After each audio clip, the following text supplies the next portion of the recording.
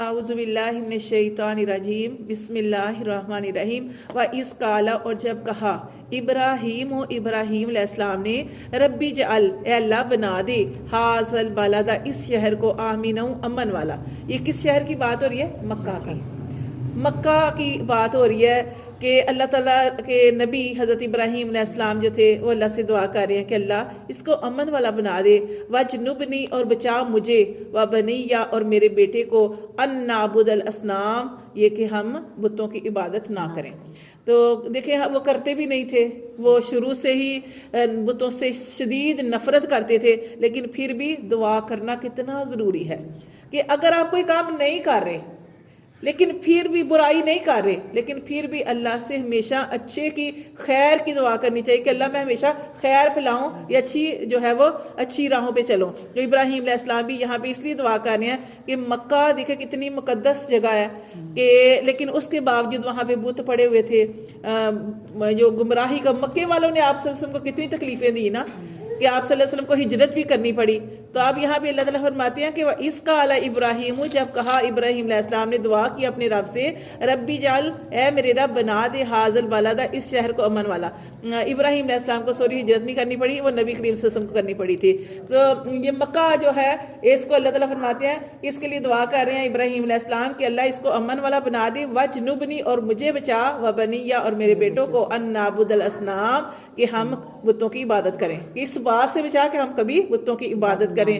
ربی، اے میرے رب، انہن، بے شک انہوں نے، ادللنا، انہوں نے گمراہ کر دیا، کثیرن، زیادہ کو، من الناس، لوگوں میں سے۔ اب کنہوں نے گمراہ کر دیا؟ لوگوں نے یا بتوں نے؟ یہاں پہ بتوں کی بات ہو رہی ہے۔ کیوں بتوں کی بات ہو رہی ہے؟ ربی انہن ادللنا کثیر من الناس، کہ بے شک انہوں نے ان بتوں، اب بت تو بے جان ہے، وہ کیسے گمراہ کر سکتے ہیں؟ لیکن گمراہ تو نہیں کر سکتے، لیکن گمراہی کا ذریعہ بن سکتے ہیں۔ کیسے؟ ہم پڑھ چکے ہیں کہ موسیٰ علیہ السلام نے جب وہ دریا پار کیا تھا، تو دریا پار کرنے کے بعد جو تھا، اس کے بعد وہ سارا واقعہ بھی ہو چکا، کیسے اللہ پاک نے جو ان کو فتح بھی دی تھی اور سارا کچھ۔ لیکن یہ کہ اس وقت جب پار کیا تو اس وقت انہوں نے دیکھا، رستے میں ایک جگہ پہ جا رہے تھے اپنی قوم کے ساتھ، تو قوم نے کیا دیکھا کہ کچھ لوگ بیٹھے ہیں، انہوں نے کوئی ایسی بت بنایا ہوا ہے اور سارے جم کے بیٹھے ہوئے ہیں اور سارے اس کی جو بھی عبادت کر رہے ہیں۔ تو انہوں نے اپنے نبی موسیٰ علیہ السلام سے کہا، قوم نے اپنے نبی سے کہا، اے موسیٰ ہمارے لیے بھی ایسا خدا بنا دینا جو ہمارے سامنے ہو تو ہم اس کی عبادت کریں۔ یعنی اللہ تو ہمیں نظر نہیں آتا نا، تو ایسے ہمارے، تو یہ جو چیزیں ہوتی ہیں نا، یہ برائی، یہ بھی جیسے اب بت ہے تو وہ اس کو یہ سمجھتے تھے کہ یہ ہمارے سامنے ہے، تو ہم، لیکن ہمیں کیا سوچنا چاہیے؟ وہ تو ایک چیز سامنے ہے تو وہ کہتے ہیں جی ہمارا تو اللہ ہر وقت ہمارے سامنے ہے۔ اب یہ تو نہیں، اللہ تعالیٰ فرماتے کہ تم چھپ کے کرو، ظاہرہ کرو، جیسے بھی، یہاں تک کہ کوئی بھی برائی کرو، ساری دنیا سوئی ہے اور آپ چھپ کے کوئی چوری کر رہے ہو یا کوئی برائی کر رہے ہو، کسی کو بھی نہیں پتا، کوئی بھی آپ کو نہیں دیکھ رہا، لیکن اللہ دیکھ رہا ہے۔ ہمارا اللہ تو ہر جگہ موجود ہے۔ تو انہوں نے بھی موسیٰ علیہ السلام سے کہا تھا، ان کی قوم نے، کہ ہمارے لیے بھی ایسا کوئی خدا بنا دینا کہ جس کی ہم عبادت کریں۔ تو موسیٰ علیہ السلام کو غصے ہوئے تھے کہ دیکھیں یہاں پہ بھی اسی لیے بتوں کی بات ہو رہی ہے کہ انہوں نے گمراہ کیا، یعنی یہ گمراہی کا ذریعہ بنے لوگوں میں سے گمراہ کرنے کا۔ فمن تبعنی، تو اب ابراہیم علیہ السلام کہہ رہے ہیں پس جس نے میری بات مانی، جس نے میری پیروی کی، فإنہ منی، تو بے شک وہ مجھ میں سے ہے، ومن عصانی، اور جس نے میری نافرمانی کی، یعنی جس نے میری بات نہ مانی، فإنک، تو بے شک غفور رحیم، اللہ تو بخشنے والا، رحم کرنے والا۔ اب دیکھو کتنی پیاری بات ہے۔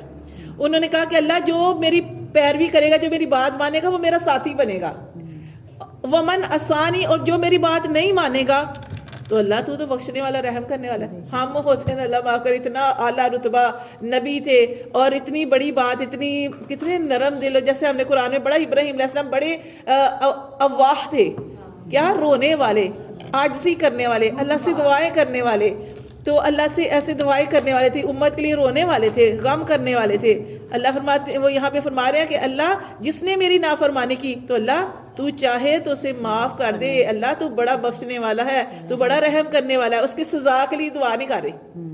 ربنا، اے رب، اور ہم کیا کرتے ہیں؟ ہمارے ساتھ ذرا بھی معاملہ تو ہم کہتے ہیں اللہ اس کو پکڑ، اس کے ساتھ یہ معاملہ کر دے، یعنی ہم انسان ہے نا، ہم اس طرح کی یا بد دعا یا کوئی بری بات نکال دیتے ہیں، حالانکہ کوئی اچھا کرے یا برا کرے، ٹھیک ہے، اچھا کرے یا برا کرے، اللہ کی ذات انسان کو دیکھ رہی ہے، ٹھیک ہے. آپ یہ نہ کہیں کہ کسی کو بھی نہیں پتا، میں تو اتنا صبر کر رہی ہوں، کسی کو بھی نہیں پتا. اور ہمارا یہ معاملہ تھا، جب تک ہم کسی کو بتا نہ لیں ہمیں صبر بھی نہیں آتا.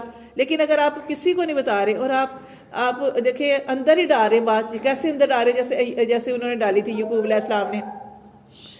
بیٹوں نے اتنا کچھ کیا، انہوں نے سارا اپنے اندر ڈال لیا اس غم کو. وہ تھا صبر جمیل تھا وہ، اور زبان سے کوئی شکوہ بھی نہیں کیا، ٹھیک ہے. تو صبر جمیل کریں گے تو اس کا اجر ضرور اللہ تبارک و تعالیٰ عطا فرماتے ہیں. ربنا، اب ابراہیم علیہ السلام کی بات ہو رہی ہے. ربنا، اے رب ہمارے، انی بے شک میں نے، اسکنتو میں نے بسایا، میں نے آباد کیا، من ذریتی اپنی اولاد کو، بھی وادن ایسی وادی میں، غیر ذی زرع جس میں کوئی کھیتی نہیں. ٹھیک ہے، مکہ کی بات ہو رہی ہے کہ ایسی جگہ پہ آباد کیا جہاں پہ کوئی کھیتی نہیں. کیوں کھیتی نہیں ہے؟ آپ وہاں پہ جائیں تو ریتلی زمین ہے، ریت، جہاں پہ ریتلی زمین ہو وہاں پہ کوئی سبزہ نہیں اگ سکتا.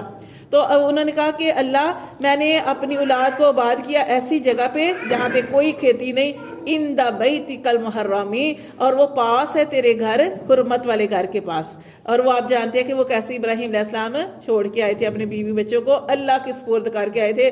اور جو معاملہ اللہ کے سپرد کیا جاتا ہے، اللہ نے پھر اس کو تاحیات کے لیے، سب کے لیے وہ اس کو بنا دیا کہ جب تک یہ دنیا رہے گی، جب تک مسلمان رہیں گے، تب تک یہ اسی طرح مکہ مدینہ اور یہ حج عمرے اور یہ جو حاجرہ علیہ السلام کا جو صفا مروہ وہ چکر لگانے، یہ سارا کچھ ہوتا رہے گا اور یہ ساری چیزوں کی اسی طرح یاد رہے گی. تو اللہ تعالیٰ، اور اسی طرح قربانی کا واقعہ بھی ان کا، وہ بھی سارا، تو یہ قربانی بھی اسی یاد میں کرتے ہیں کہ اللہ نے ان سے اتنی سخت آزمائشیں لی اور ہر آزمائش میں اللہ تعالیٰ نے ان کو کامیاب کیا. تو یہاں پہ بھی بہت بڑی قربانی انہوں نے دی کہ اپنی اولاد کو اللہ کے حکم سے ایسی جگہ پہ چھوڑ کے آئے جہاں پہ کچھ بھی نہیں تھا. ربنا، اے رب ہمارے، اللہ وہ کہہ رہے ہیں اے ہمارے رب، لیقیم الصلاۃ، تاکہ وہ نماز قائم کریں. تیرے گھر کے پاس اپنی اولاد کو بسایا ہے تاکہ وہ نماز قائم کریں. فجعل، اور تو بنا دے، افئداتم، تو مائل کر دے، من الناسی، لوگوں کے دل، تہوی الیہم، ان کی طرف مائل کر دے. دعا کر رہے ہیں، ٹھیک ہے. اس وقت وہاں پہ کچھ بھی نہیں تھا، اپنے بیوی بچوں کو چھوڑ کے آئے تھے. پھر وہ کہتے ہیں نا کہ جب بیوی بار بار کہہ رہی تھی کہ کس کے حوالے کر کے جا رہے ہیں تو خاموش تھے. اللہ کو حکم تھا بولنا ہی نہیں ہے.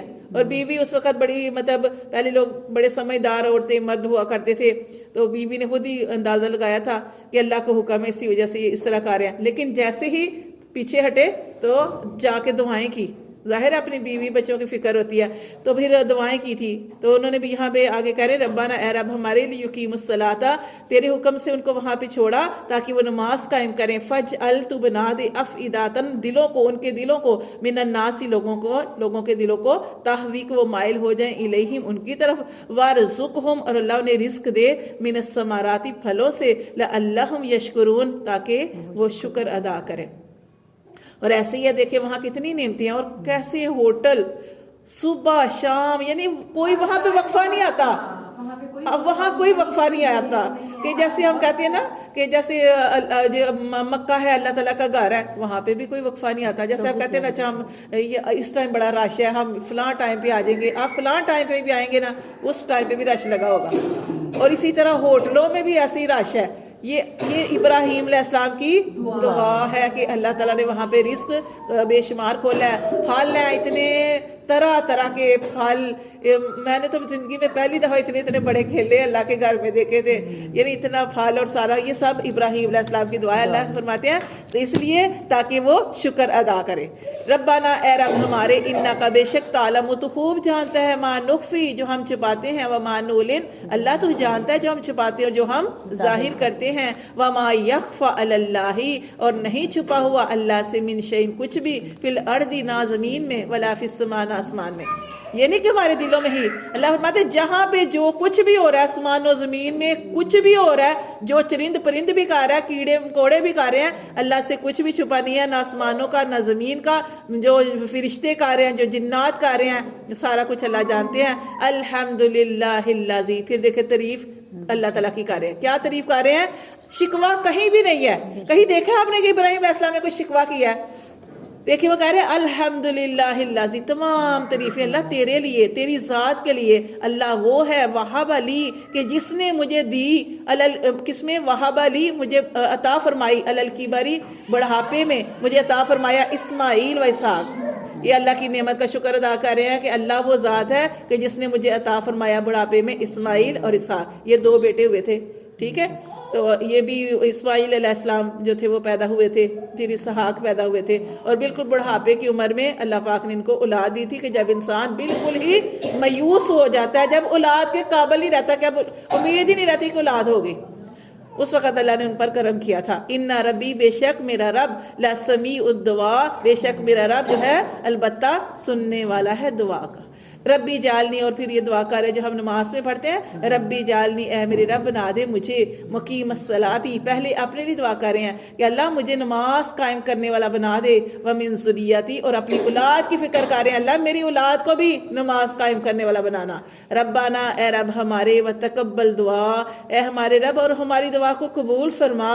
ربنا اغفر لی، اے اللہ بخش دے مجھے، والی والدیہ، اور میرے والدین کو بخش دے، وللمؤمنین، اور ایمان والوں کو بخش دے، یوم یقوم الحساب، اس دن بخش دینا جس دن حساب قائم ہوگا، کیونکہ بڑا سخت دن ہے اس دن کی، اس لیے دنیا میں جیسے ہم نماز پڑھتے ہیں اس میں ہم یہ پوری دعا پڑھتے ہیں، ربی جعلنی مقیم الصلاۃ ومن ذریتی، ربنا وتقبل دعا، ربنا اغفر لی ولوالدی وللمؤمنین یوم یقوم الحساب۔ یہ بہت پیاری دعا ہے، اور یہ جو دعا ہے نا، اب دیکھیں جب ابراہیم علیہ السلام نے جب یہ دعا کی تھی نا، وہاں پہ انہوں نے اپنے والدین کے لیے بھی دعا کی تھی، حالانکہ وہ جو تھے کافر تھے، کفر پہ تھے، اور کفر پہ ہی ان کے والد کا خاتمہ ہوا تھا۔ لیکن یہ اصل میں وہ کیا ہوتا ہے نا کہ یہ دعا اصل میں ہمارے لیے تھی نا، کہ ہم نے دعا کرنی تھی اپنے لیے، اپنے والدین کے لیے، اور ہم نے اپنے جتنے بھی مومنین جو مسلمان اس دنیا سے جا چکے ہیں، تو یہ ایک مکمل جامع دعا ہے۔ اسی لیے کہا جاتا ہے کہ کوئی اولاد اگر بھول بھی جاتی ہے اپنے والدین کو،